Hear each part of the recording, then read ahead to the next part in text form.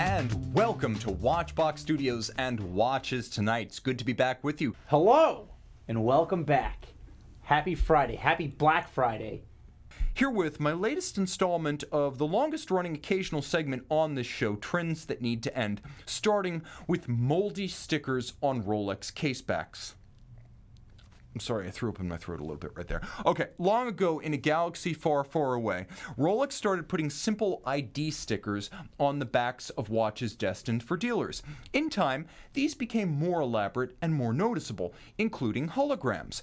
And a herd mentality developed around the incredible idea that this sticker possessed magical marketplace powers. To wit, no matter how vile and defiled by wrist cheese, the sticker on the caseback of on the caseback of a Rolex must be retained on penalty of resale death and excommunications from RolexForums.com. Neither is true, but the myths endure. Please, take it from me, a longtime employee of a dealer of pre-owned watches. That glue and skin concretion on your Rolex doesn't make it more valuable. It makes it gross. Value on the pre-owned market is a function of condition, boxes, papers, receipts. That kind of documentation. DNA evidence nets you no additional value when the time comes to sell. It just makes me gag. Can we move on to a different topic? Proprietary movement numbers for customer calibers. For some reason, in the era of Google and instant expertise and no secrets, brands still feel a need to coin dopey names for calibers bought from reputable Swiss suppliers. For example, Bell & Ross makes a solidly built and attractively priced BR0392 diver, powered by an ETA 2824, a superb Swiss automatic caliber for sports watches. Problem, this is officially Bell & Ross caliber BR302, and you'll note, if we can go back to that image of the movement, that the 2824 in the picture has been decorated by Tag Heuer with a caliber 5 stamp, a nomenclature from a different brand that actually illustrates the exact same concept and the exact same point. Here, because it's deceptive and these days fundamentally disrespectful to watch buyers to keep this going, this is a trend that needs to end. We can deal with the truth. If you're selling a good movement, call it what it is. Oris is my hero and my comrade in arms in this cause. Because when you go on Oris's website, if we can go full screen with that, guys, it lists both the name that it gives the movement and the actual brand and model. Sellita SW200 here for an Oris 754, right on the official Oris website. Nice. Oris, I love you, and the reasons continue to multiply. Next trend that needs to end in the watch space in 2018, 2-year warranties for luxury watches. What does Patek Philippe have in common with Rado? Well, aside from the fact that they're both roughly round, yes, 24-month warranties. Problem, I would say so. What is it, 1950? How do watches get less of a warranty than, I mean, look, I get 4 years warranty on a $30,000 car that's going to be a Coke can in 10 years. We know it happens. 10 to 15 years, that's what happens. But a watch with a 24-month warranty is a product that can last 300 years if properly serviced. This is a trend that needs to end. Rolex and Omega, they're exemplars. They now give us 5-year warranties. Omega just recently announced this. AP has embraced the 5-year warranty. Breitling offers 4 years on the B01 in-house caliber watches. And a number of brands, such as FP Journe, have embraced at least a credible 3-year warranty. Luxury products deserve post-purchase service and support to match. Patek Philippe is worth owning regardless. Even with the 24-month warranty, a Patek Philippe is worth owning. But 2-year warranties need to become a past tense thing because they're making owners tense in the present tense. Jumping into our next trend that must end, easily the most comical of the night, absurd watch seller stories, and I have seen and heard some yarns. This used to be a near monopoly of sketchy eBay listings before the rise of Chrono24 in the last decade, and now they've started to pollute the chrono space. So I was once in the room years ago when a pre-owned seller, not at my company, in a previous life on 47th Street, once told a client that the 2009 Panerai PAM 341 limited edition was an exact replica, you ready for this, of a watch used by the Egyptians to fight the Germans in World War I. Problems? Many.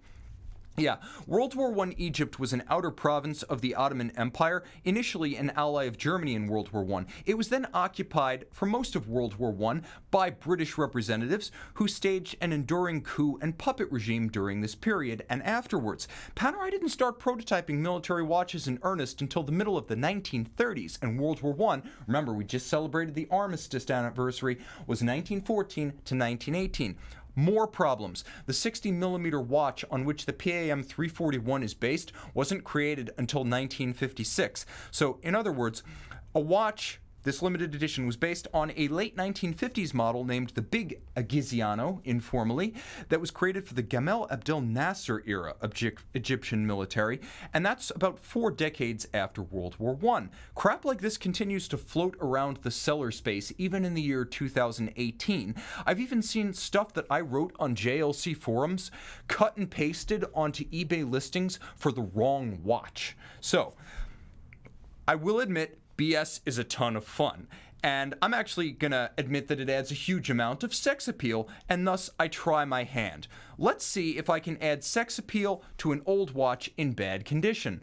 Start with this overpolished Omega Speedmaster Mark II. Now, a suitable backstory. Alright, worn during the decisive charge by Ronald Reagan's Velociraptor cavalry and Abraham Lincoln on his War Grizzly, to destroy the Death Star, to win World War II. I'd buy that. By the way, offered as is, no boxes or papers, runs okay, all sales final. So, okay, so you can go with a Planet Ocean also. So if you have a guy who's, again, these are watches that any type of watch guy. So I don't care if all he wears is Patek. He'll have an understanding and appreciation for an Omega. It's a good gift in that regard. So, I mean, you even see like a Tim Masso. Mm-hmm. So nobody knows more about watches than Tim Masso. Can we agree together, guys? Let's go ahead and agree. We agree. Tim Masso knows everything there is to know about watches and other things. He had how many, thousands of dollars worth of JLC watches, right? He loved those watches. He also had in his collection the first watch he ever got as a gift, Omega Seamaster. Right, so you can see it's a brand that's appreciated by everybody, even though the price point is different, right? Yeah. So you could stay in the realm of gift watches, but say you're some sort of billionaire tycoon character and you just want to throw gold watches, very complicated gold watches at people. You could buy something like this. This is like I'm hanging this out of my. I set you up there, Jason. Come on. Yeah. So what Jason is wearing right now is. This is the Yellow Brick Road. So that's a Central Tourbillon Omega de Ville. So roughly $100,000 retail. Again, you can find it for pre-owned for far less than that. But this is another. I mean, again, if you're this guy, is a current production watch that retails for $100,000. Mm-hmm. That on the secondary market you can get for about half that. For about half. Yeah, I think we have one of these pre-owned, like new condition. In fact, it's that one on his wrist right now. Yeah. So it's becoming more pre-owned condition as we watch speak. Is unbelievably I'm falling in love right now with it. It's so stupid. Oh God. In the best possible way. You're becoming me, bro. I'm like terrible joshing watches. hard on this He's watch joshing right now. so hard on that. It looks. You got to see it in person. Well, it's vintage. Yeah, it's camera cut away while I gave him the middle finger, but it's a vintage look. The watch is both amazing and hideous at the same time. I think that's why we like it. It's Beauty and the Beast. But again, so there's value, right? You're not going to find if that watch was made by Audemars Piguet, you're paying far more, and it brings brands are a lot of these brands are known for add a tourbillon to it. This is a Central Tourbillon, right? That watch is built inside out. Right, exactly. Yeah. It starts with the tourbillon, it's built out. So again, double floating sapphire disc for the hands. Oh yeah, so you explain that. It's just so cool. So you wind the watch with the crown. You set the watch with that back crown, and then here we'll pull this in. You're probably not going to be able to see this. Yeah. So you probably not, you get to take Black Friday off, so you got to zoom in on the watch now. You're not going to be able to see it on camera, but the two hands, the other side right here, are actually floating on double sapphire discs. So they're so clean and beautiful. You can't see them on the rest of the watch, but the hands are floating in midair, which is kind of cool, and it attaches to that central hub. with the rotating Omega logo, which is just a nice touch. I think it shows you the range of Omega.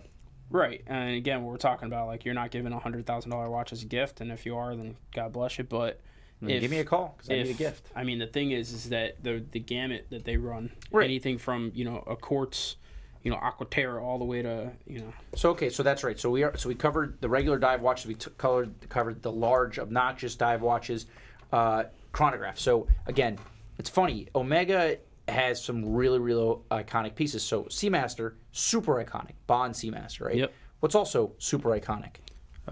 the Moonwatch. The Moonwatch, Yeah. the Speedmaster. So again, if you're buying a gift for a guy, all he wears is gold Rolexes, you buy him an Omega Speedmaster, he's gonna respect it. It's a nice piece. Yeah. So what do you have there, and what are the I got differences a between handful of those? Speedmasters. Let's pull in one more time. I'm not gonna lie to you, not the last time. So here you have The lighting in here is fantastic for blue watches. look at the blue. And Because Josh, on camera it here, looks so much we'll better. let you put that on wrist because you got that blue sweater on. Yeah. So basically, these watches are the same. But what you guys, you probably know this is a big watch guy watch, but you have the 005 and then the 006. And the difference between those is what you would call Hesselite or the Sapphire Sandwich is the nickname for the piece. So you either have the 006, which has Plastic sapphire crystal. Oh no, the 006 is sapphire crystal on the front, sapphire crystal on the back, which leaves you with the exhibition case back. This has stickers on the back. Let's see if we can. Oh yeah. We didn't prepare for this. So the 006, I mean, it's where my money would go. Look at that movement. Yeah, you get to see the movement, which is and super nice. They both have the same movement in it. The 005 is the original history piece with the Hesselite. So it's basically Plastic. A plastic crystal, and then it'll scratch, but you can also buff it out. And then just or a closed costs case $50 back. for a new crystal. Yeah, so if you want the really accurate piece, it's the 005. If you want, I think, the better value proposition, I like the 006. And then you have like these dark side style watches. So the ceramic 44 millimeters. 50 Shades of the Moon. 50 Shades of the Moon. Jason's getting freaky here. Damn, look at that. It's the lighting here, because in person this looks like a dark, like a navy blue, but under these amazing lights, this is the most brilliant blue. Just the in fact, best light. I should only ever wear watches here in this room because this looks so sick.